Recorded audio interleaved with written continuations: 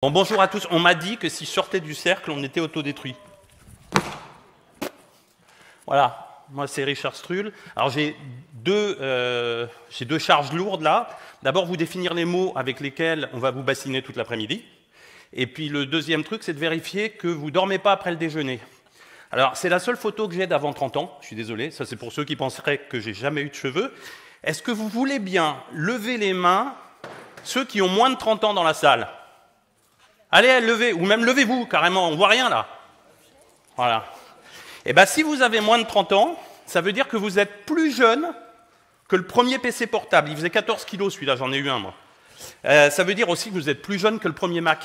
Ça vous fait envie le premier Mac, là, à côté des trucs tout fins maintenant? C'est pas terrible. Hein. Et puis ça veut dire aussi que vous êtes plus jeune que le web. Et donc le web pour vous, c'est le web 2 dans lequel on vit aujourd'hui. Je me suis dit que pour définir le web 3, c'était bien de savoir ce qu'était le 1 et le 2 qui étaient passés avant. Alors par les temps qui courent avec Poutine qui balance des bombinettes partout, bah, c'est rigolo parce qu'on doit le web à la guerre froide. On doit le web à la guerre froide parce que les militaires américains étaient totalement flippés qu'en balançant 3-4 bombinettes, on puisse détruire tous les centres de données névralgiques des États-Unis et paralyser le pays. Donc ils se sont dit, si on pouvait stocker les données à plein d'endroits différents et les accéder par plein de chemins différents, eh ben ça nous mettrait à l'abri de ça. Et ils ont créé ARPANET. Ils ont créé ARPANET, et ARPANET, c'est venu avec deux choses qui sont devenues le web 1.0. C'est venu avec un protocole qui s'appelle HTTP. Sa particularité, c'est qu'on peut envoyer des données de partout, on peut découper en petits morceaux, on recompose le tout à l'arrivée, et donc s'il y a un chemin qui est occupé, c'est pas grave, on passera par celui d'à côté. Et puis c'est venu avec le fameux langage HTML, et surtout les liens. Le langage HTML, c'est la possibilité de faire un document et de mettre un lien dedans, qui est une fenêtre ouverte vers d'autres données encore. Voilà. Et ça s'appelle le web, parce que les Américains voulaient que ce soit aussi difficile à shooter qu'une toile d'araignée avec une balle de fusil. D'où le web. Le truc, c'est que c'est un truc de geek. Regardez, là, ça fait 2 minutes que j'en parle, j'ai dit des trucs compliqués, HTTP, HTML. C'est un truc de geek. Et donc, pour le commun des mortels, c'était compliqué. Donc, on avait un Internet qui était fait de gens qui avaient une technicité et qui mettaient à disposition des contenus, et puis de gens qui consommaient tout ça. Voilà. Il y a des gens qui se sont dit que pour démocratiser le tout, une bonne façon de faire, c'était d'effacer la techno. Quand vous prenez l'avion, vous ne voulez pas savoir comment marche le moteur. Vous montez dans l'avion, c'est tout. Et ils ont fabriqué ce qui est le web 2.0 dans lequel on vit aujourd'hui. Parce qu'un blog ou un wiki, c'est un truc dans lequel n'importe qui pouvait écrire. Voilà, MySpace, n'importe qui pouvait mettre de la musique dessus. Les réseaux sociaux, même topo. Et ça a fait que tout le monde peut mettre la photo de son repas de midi, c'est la grande mode, hein, de son chat, la vidéo du chien qui embrasse la tortue. Et on partage tout ça. Voilà, on partage tout ça. Alors, on le partage sur des grandes plateformes, il y en a plein derrière moi, il y en a même qui sont déjà mortes. Hein. Le truc, c'est qu'on leur donne toute notre vie. Allez, levez les mains, ceux qui mettent jamais un truc sur Facebook, Instagram, tout ça. Ah, quand même! La vache, d'habitude, il y en a beaucoup moins que ça. Donc on donne toute notre vie là-dedans, toutes les données qui définissent ce qu'on est, ce qu'on aime.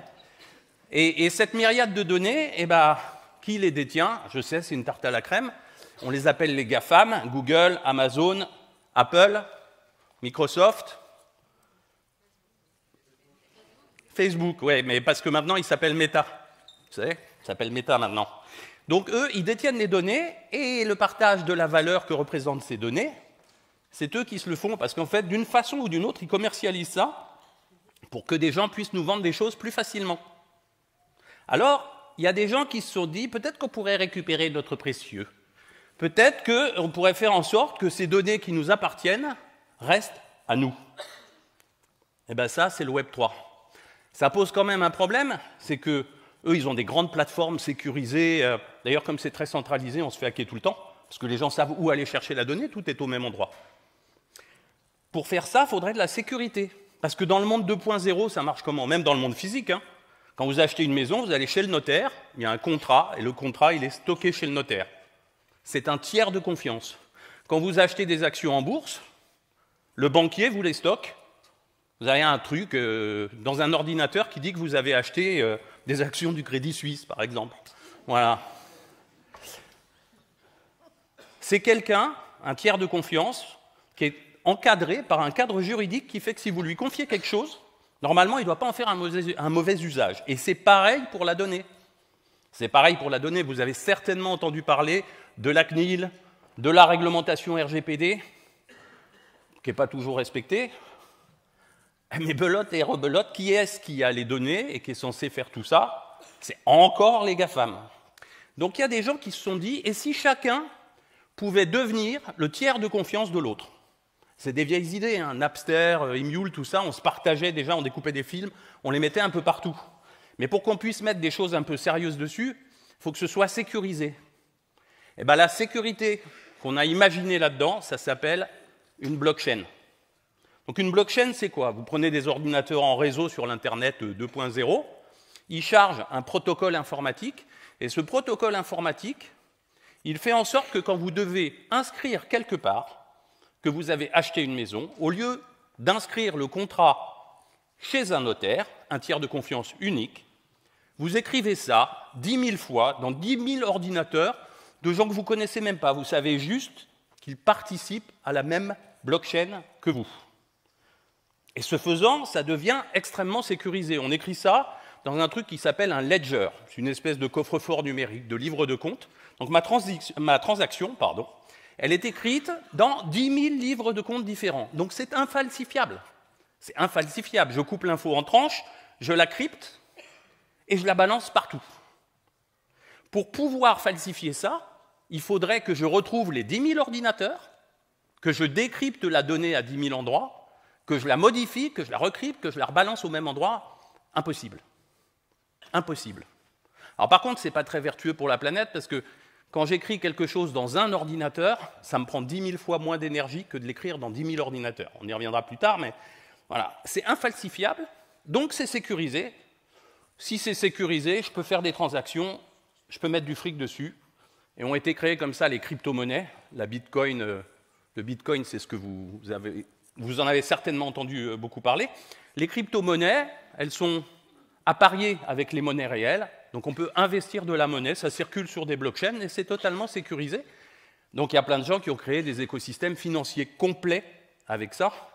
Alors vous avez des investisseurs, des cadors de l'investissement, vous avez des cracks boursiers, il y en a eu un il n'y a pas très longtemps, FTX s'est envolé du jour au lendemain avec 10 milliards de dollars de valo, et toutes les boîtes qui étaient accrochées dessus sont parties au tapis avec.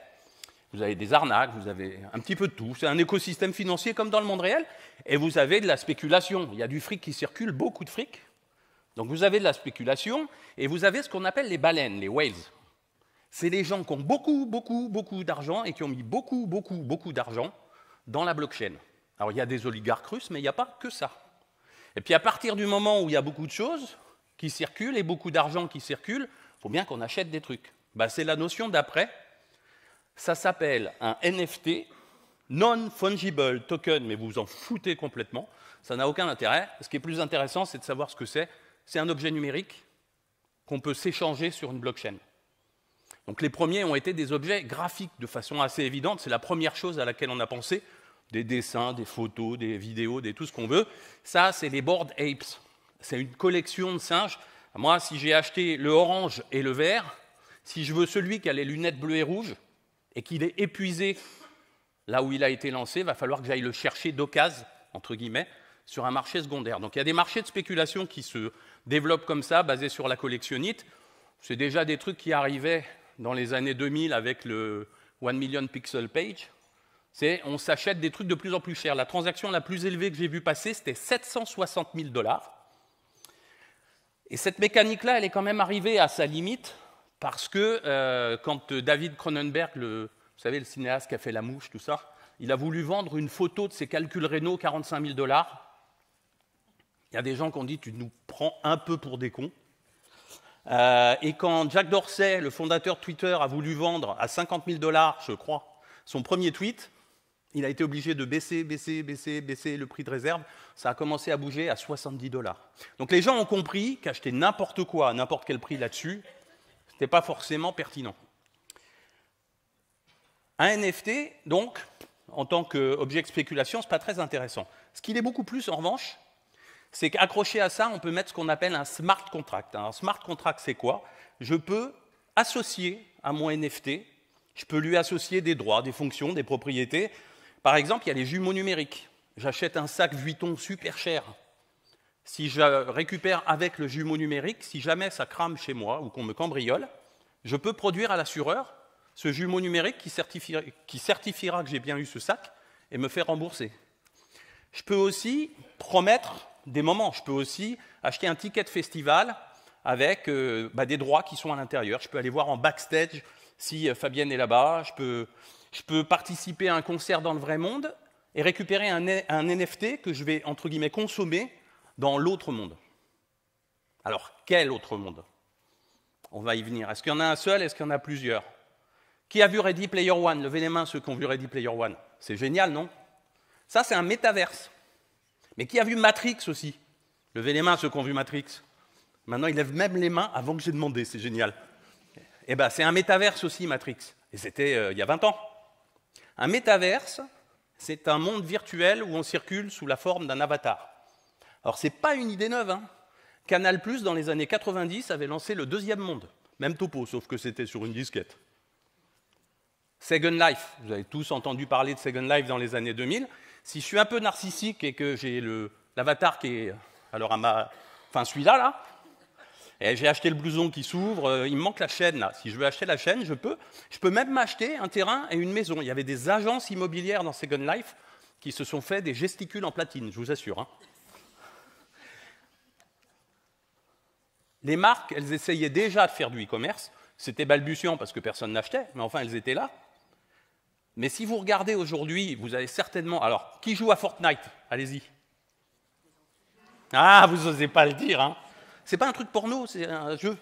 Voilà. Fortnite, il y a des dizaines de millions d'utilisateurs. Voilà. Mais c'est devenu un métaverse parce qu'il y a des rappeurs qui s'y sont pas trompés, ils font des concerts dedans. Et donc les avatars des joueurs viennent assister au concert de l'avatar du rappeur. Par contre, ça, c'est des plateformes ad hoc, des Decentraland, Sandbox, c'est des plateformes qui ont été créées pour que des marques puissent offrir une expérience à des consommateurs ou un peu de e-commerce à des consommateurs. Pour l'instant, c'est un peu débutant, mais ça existe bien. D'ailleurs, Carrefour a acheté pour 500 000 €, je crois, une property, comme on dit, dans le métaverse. Quand on a demandé au directeur technique pourquoi il avait acheté, il a dit après, si j'ai une deck technique, c'est compliqué, alors je me lance. Voilà, les marques de luxe sont dans le métaverse depuis longtemps, elles y ont été tout de suite. De façon générale, on est quand même beaucoup sur des effets d'annonce. Même pour Mark Zuckerberg qui a dit « Moi, je vais vous faire un métaverse universel avec les presque 3 milliards de mecs qui sont connectés sur mon réseau. » Faut voir. On est sur des effets d'annonce, il y a quand même des choses qui se font en vrai, vous allez en voir cet après-midi. La formation, elle teste le métaverse. Allez faire tester un truc par un cosmonaute, c'est plus facile en simulation. Hein. Vraiment.